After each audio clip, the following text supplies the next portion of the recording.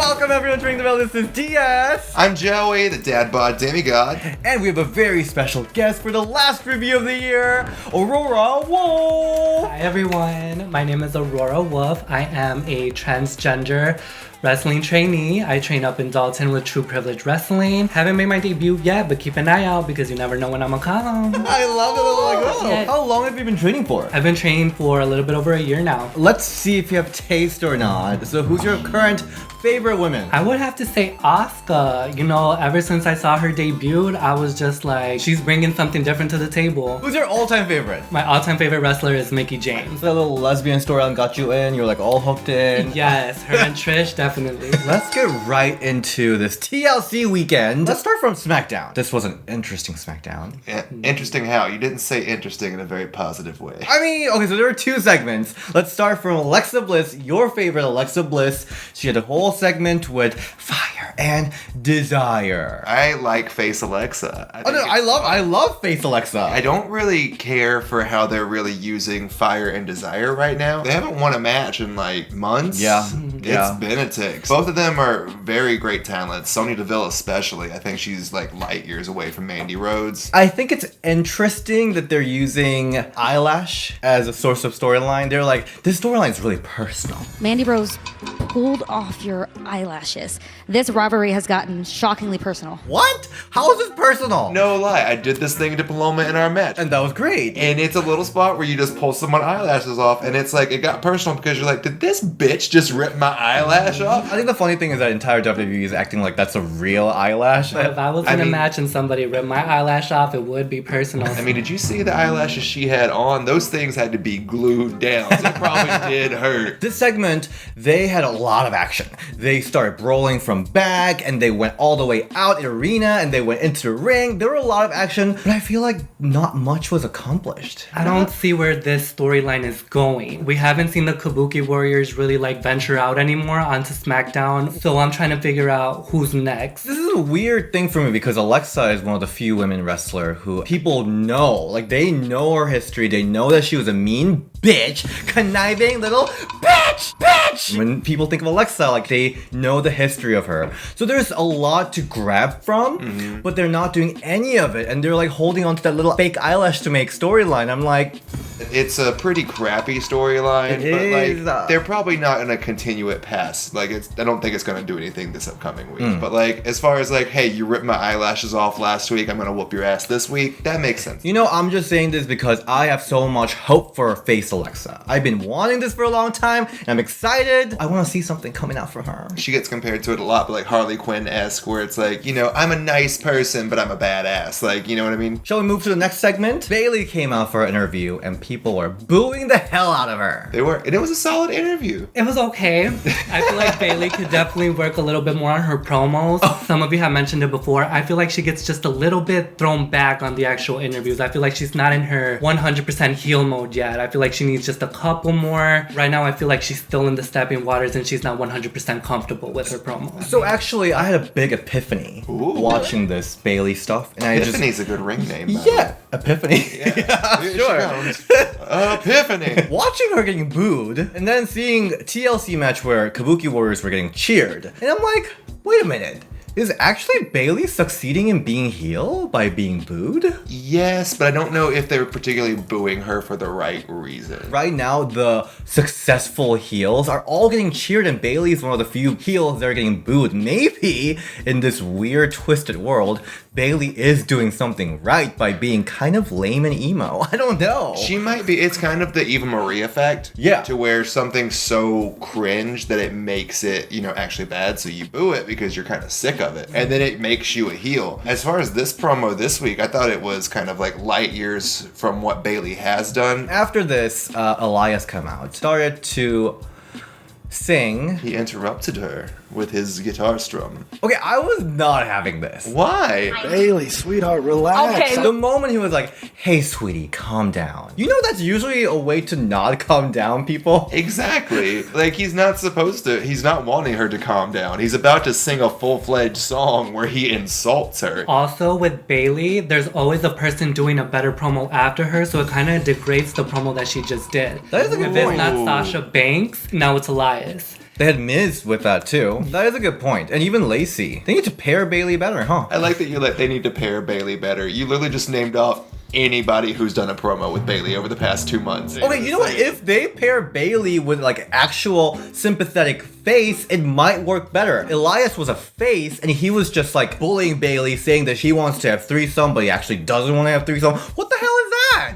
Like, it was so weird. He was just ripping into her. I was so happy that the whole Mandy Rose and Nikki Cross, you're ugly, I'm cute thing was over with, and then they come out with this. I'm kind of like, you guys are kind of degrading your woman in a way. That she looks like a man now with the haircut. I think it's just so like kindergarten. Like, oh, you have a short hair, you're a man. Oh, it's like so dumb. I mean, it is. They do that to the men too. They make fun of everybody. They do. The thing that I like about it is, I think if you don't like it, then you're kind of like being a little hypocritical as a Trish Stratus fan. Excuse me? Trish Stratus's big thing in 2003, 2002 was solely making fun of Molly Holly. Okay, I did. Big ass. You got a big ass, and your ass is like an amphitheater.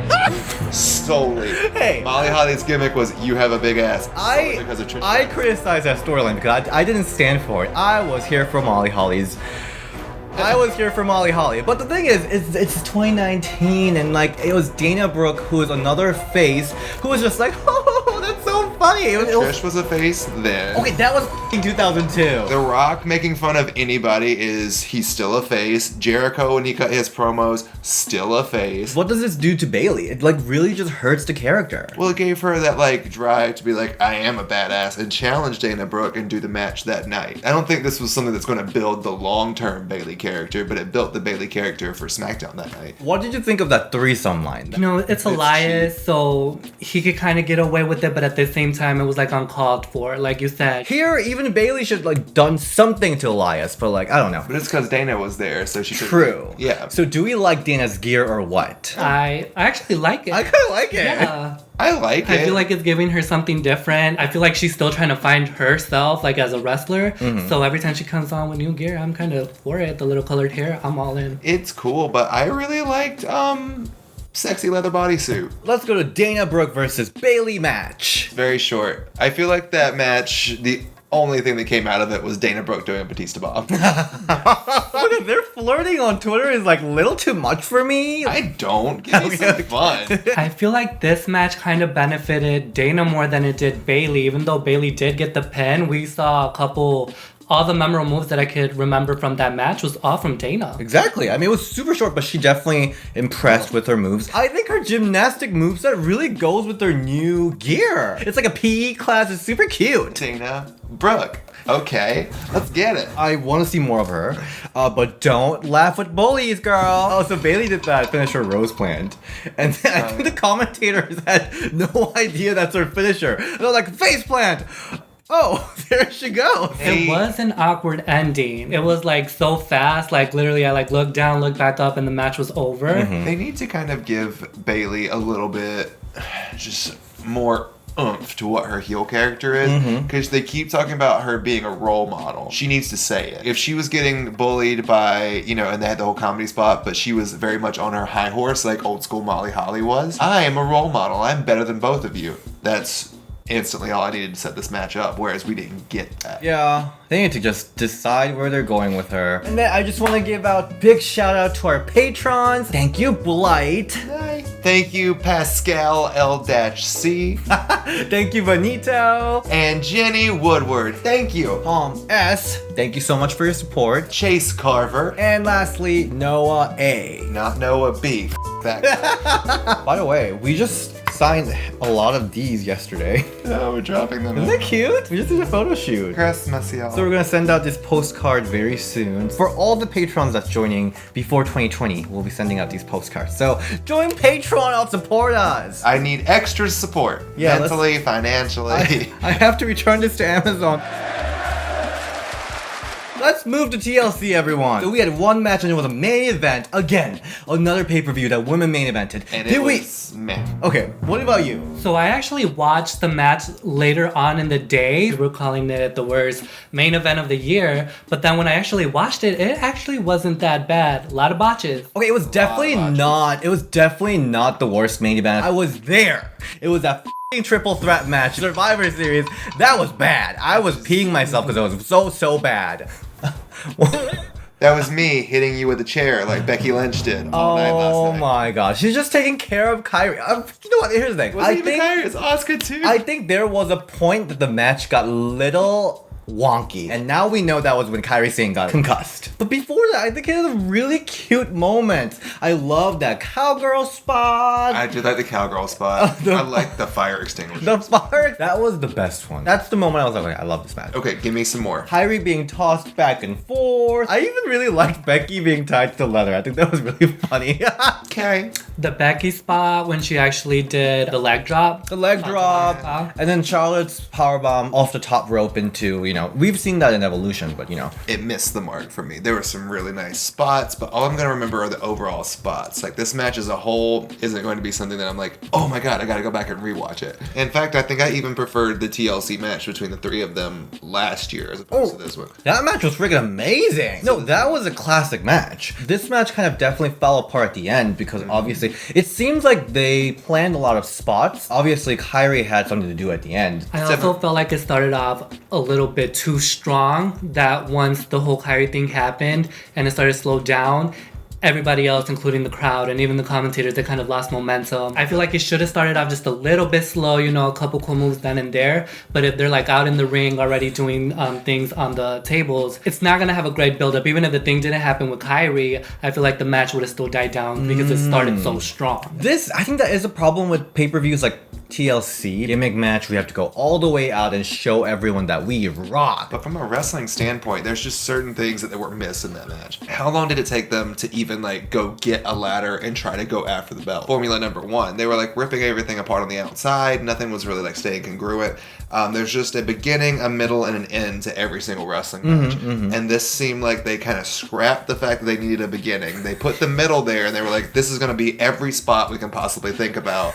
And then Kairi got hurt somewhere in the middle, and then the end was like, oh, what's going on? Oh, okay, the rope's back. Yay! I mean, Charlotte was just swearing left and right. She was like, it was just beeped out the entire time. Kairi and Asuka had so many cool moments that I was like, I kind of still like this match. Am I biased? It's a match that I would watch over again just to see a couple of the spots. And I also think it's kind of memorable. Nope. It kind of, it brought more light to the women's tag team titles. That's true. It's the first ever that it main evented, right? So yeah, this match was not the match to make those titles. I haven't seen a match that made the tag team championships. The two that come to mind are when Kairi and Asuka won them, and then the initial Elimination Chamber for the belts. The WrestleMania one with the Iconics winning was a good match, but it didn't elevate those titles to me. And I also have something to say about what you said. Storyline was missing in this match. That has a lot to do with the fact that Becky and Charlotte was supposed to be faces in this match. They were booing when they were trying to get that title. And it was solely for the fact that no one wanted them to have those championships. Nobody. It's not because people dislike Charlotte or dislike Becky Lynch. It's just kind of why? No, you don't need these belts. And the crowd knows it. The fans back the fact that, no,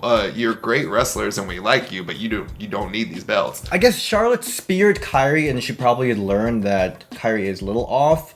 And then she still powerbombed her through the table. Kairi was kind of off at that point because, like you said, she was struggling up to get all the way up into Charlotte. She was already out. There was actually a picture. She was so close to the ladder that was by the barricade already. Oh, really? Yes. So I feel like even the spot that she did it in was a little bit dangerous. They had a lot of stuff around the ring. Even the tables were covered with chairs, and then the ladders were stacked up 3 and 4. That's just a recipe for danger in itself, because no matter where you throw somebody, they could actually hit the edge of something. The question with these type of situations is, do we celebrate the wrestler that finished the match even with the injury, or do we have to kind of stop this trend of injured wrestler continuing the match until we just stop the match right there? What do you think should happen? I definitely feel like if it was a concussion, maybe Kairi shouldn't have done all those spots afterwards. But at the same time, I never really saw her give a referee a sign that she was. Like, usually for them to, like, pull somebody or to be evident, that injury has to be shown. For us watching at home, we couldn't really tell that Kairi had a concussion. I think it was pretty obvious that she was hurt.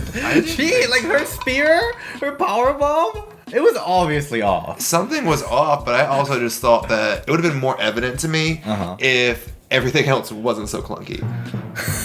Also, it's very sad that this is the second female main evented pay-per-view in a row that's delivered us a lackluster main event. On paper, Charlotte and Becky, Asuka, Kairi, and TLC for 30 minutes seems like a great idea. And It does seem like a main event. Yeah, I feel like it definitely was main event worthy.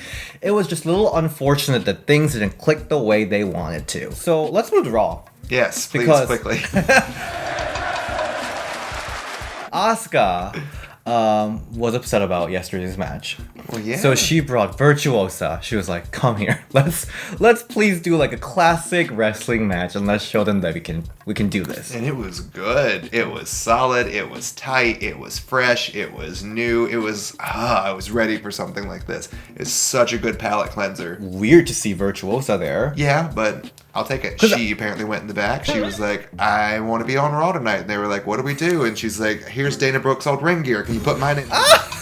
And they sent her on out. I was actually really excited to see VXT on NXT. Do you think this is their way of building Royal Rumble by putting a couple NXT superstars into the main roster to show that they will be in Royal Rumble? Because NXT will be part of Royal Rumble now. She didn't get a pop at all, so I feel like if she's part of NXT, that's kind of taken away from some of the other women in the back locker room that are actually part of Raw. Like, yeah, I definitely agree. I'm getting a little bit tired of seeing Asuka versus Becky, Asuka versus Charlotte, but I feel like they could have brought somebody that's already in the Raw roster and give them a chance to showcase something to build them up for the Royal Rumble since they are already in the main. I agree with what you said. They should bring some people from the back that have it. But besides the Iconics and Sarah Logan, who do they really have? It was definitely fresh. That's something we can take home. Kairi with the umbrella, she came out and she went right back in. Bye-bye. It was her WWE 2K entrance. She was the manager, but she just stands at the top. That opening kick, she kicked the out of Asuka. It was great. I loved it. I mean, the match itself was really interesting. I think Virtuosa and Asuka will have a really good match. Classic wrestling match. They had good chemistry too, which is hard for somebody that's like, like fresh. It was really solid. Their chemistry was there. Becky Lynch had an interview right after this match, and she was different. She was not that man swagger anymore, and she was just like, hey, I have to tell you the truth. Down to earth about the fact that she has been protected for the last couple months. She's the broken man. The broken man, sure, yeah. I like her. I feel like Becky, no matter if it's the man kind of thing that she's doing, I feel like her promos are always gonna cut it. Bayley should definitely watch Becky's promos because I feel like she really delivers, makes it feel almost real. Like towards the end when she just stood and looked at the camera, talking to Asuka, making it all about Asuka and not just Becky herself. The thing is, she used the real material. She hasn't defended her title since Hell in a Cell. And we were all saying in Ring the Bell too that she doesn't seem like the man anymore because she's not fighting anything. She is face of the company. The fact that she addressed it in this interview was great. Whenever she uses the real material is when she really shines. So I loved it. And I really liked the fact that they finally addressed the fact that Asuka is the only one that is consistently beating Becky Lynch. I'm excited to see it because they're finally going to let them have an all-out match, and I hope it goes over more well than the Royal Rumble match because I didn't like that one too much. It was like a good, solid match. It wasn't like popping or anything. I want the popping match. Let's talk about Liv Morgan promo. I have to destroy myself. Welcome to Friday Night SmackDown.